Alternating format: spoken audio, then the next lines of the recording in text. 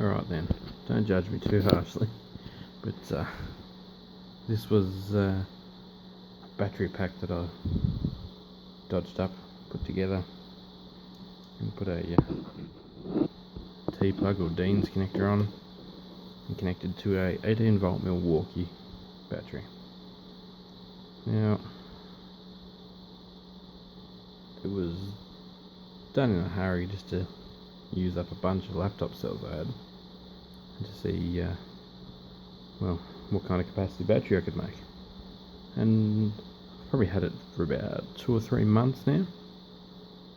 It's still going well, but the capacity is starting to decline, and I know why. The main reason is it's got no balancing leads, so the cells are getting out of balance. Now, unlike the other batteries that I've been making, which you can see if you just click the link or have a look down the side of your browser, you'll see a lot of related videos to the 18650 projects I've been doing. They've all been tested and graded. They've all got milliamp hour capacities marked on them. This is before I bothered with any of that. There's not one of these was tested for capacity. They were just all put into packs, and the original one started off about that big. I got some more cells, so I put some more together, and this is what we ended up with. So some of these Samsung cells could be 2,500 milliamp hour. Some of these green Sony Energetics, they're shitty ones out of Makita battery packs. So they're all over the place.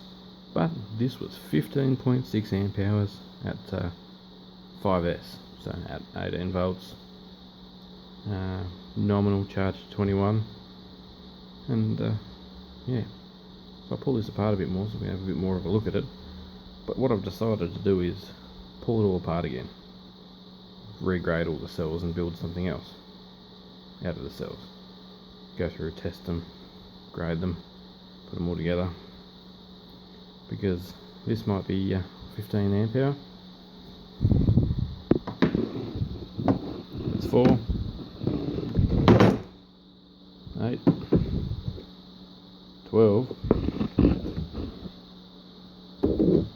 16. High quality cells. They just absolutely trump it. They're just so much better. There's 80 cells there. No, only half of that. 40 cells there. 40 cells there, and there's 75 here. So 75 cells to make 16 amp hour, roughly. 40 cells to make the same. So you can see what I'm getting at. Basically, this was just a trial to see how my tools would run off a lead. So yes, it reduces their cordless capability, but my cordless angle grinder would then also run for over an hour. So you could use it in applications where normally you'd run out of batteries. So plan is to pull it all down, pull it apart. And what I'm going to do is make a battery bank in a little plastic toolbox with all the good cells I've got, with balancing leads and its own built-in BMS. So it'll have a battery management system in it, and it can look after itself basically. I'll bring it home, I'll plug 240 volt AC into it, and it just looks after itself. So I can take it camping, I can take it and use it for my 18 volt Milwaukee gear.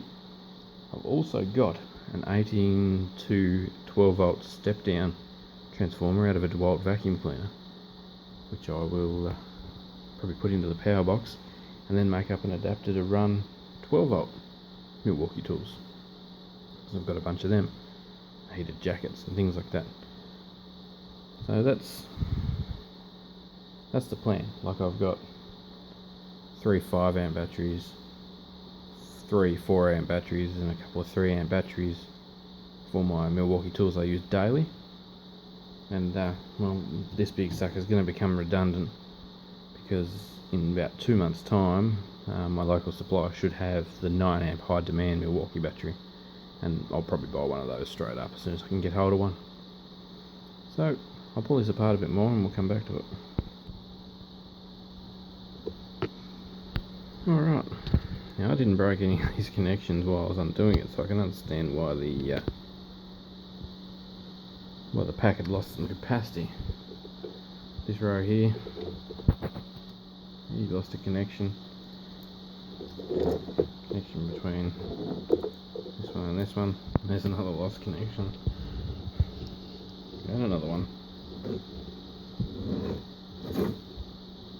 I did get one of them flux pens before I soldered these back together.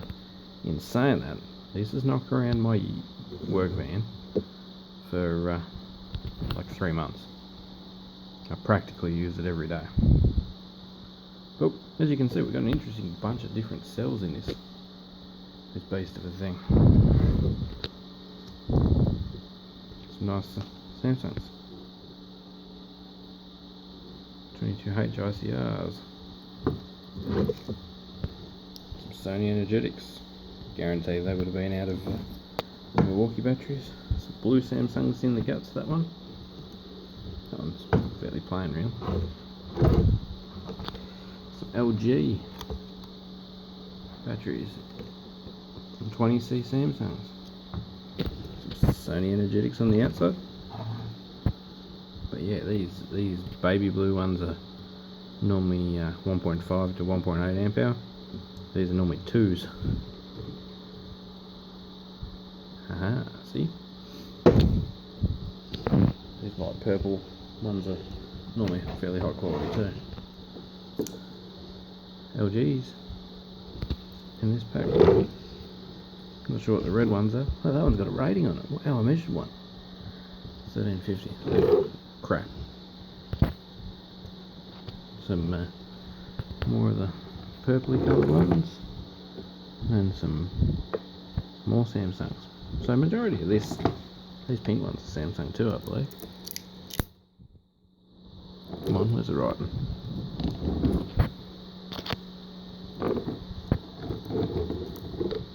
This one, 26C Samsung.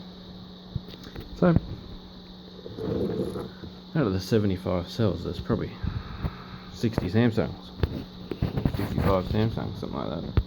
Not many Sony energetics at all, which is great because I've got a pile of them already. So I've already got 20 cells in these nice banks. So it's all 3.7, they're all just all in parallel. So that's 37 amp hour at 3.7. So all I need is 5 of them.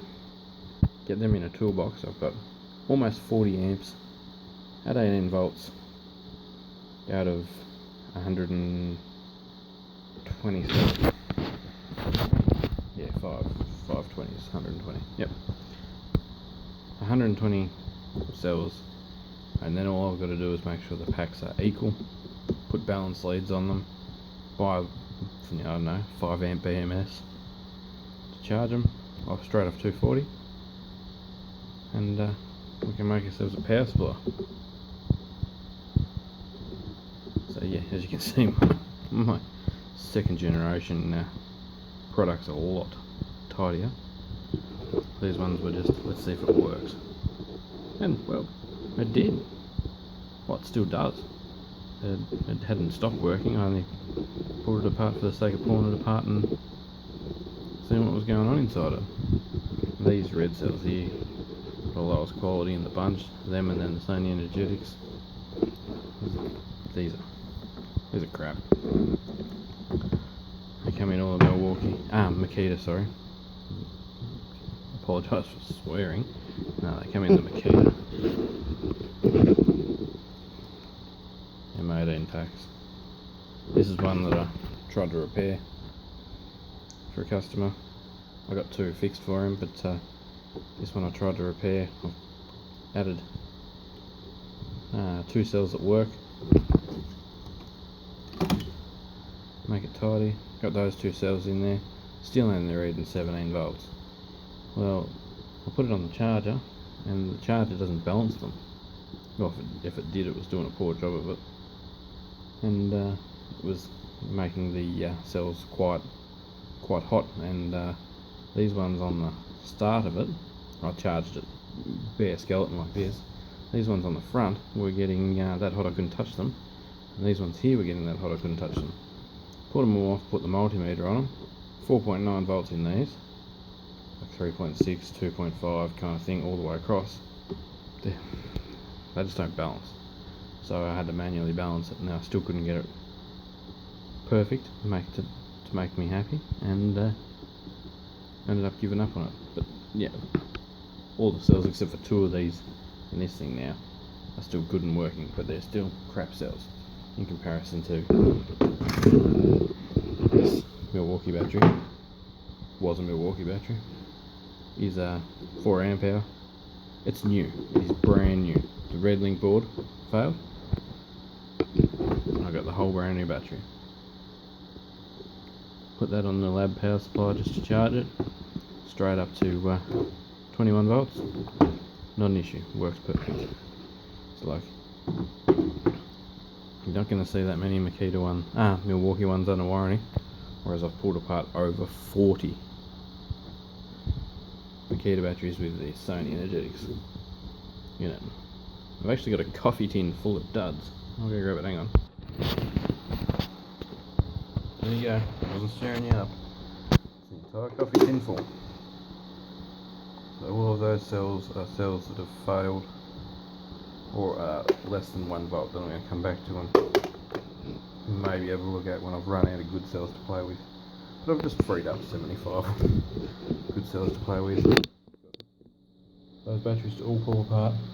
These couple of batteries to all pull apart, yeah. So they can sit in the coffee tin for a while and no stress. All of these are Makita battery cells that are still good that I haven't done anything with yet. There's 3 packs of 20. So it's 12.6 volts there. You wire them all together in series at 37 amps. At a fraction of the weight of lead acids. And there I've got some others. But, they're testing and playing with.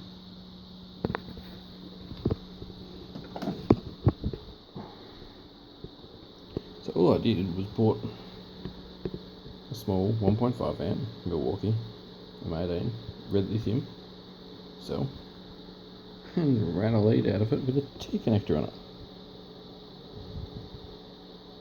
T connector on that. T connector on the 16 amp pack. My red link, part of it still worked. This is still shut off to protect it for low voltage and over temperature, that kind of thing.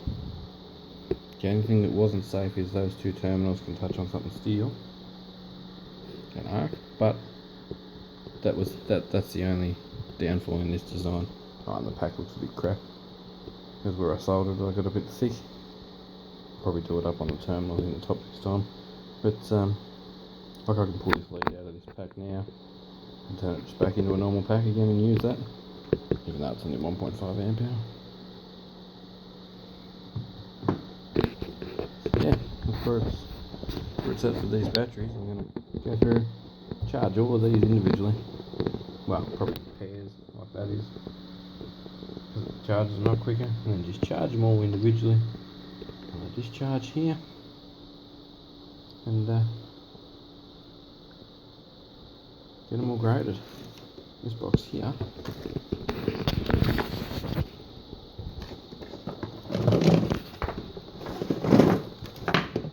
is full of graded. 90% of them are Samsung's good ones.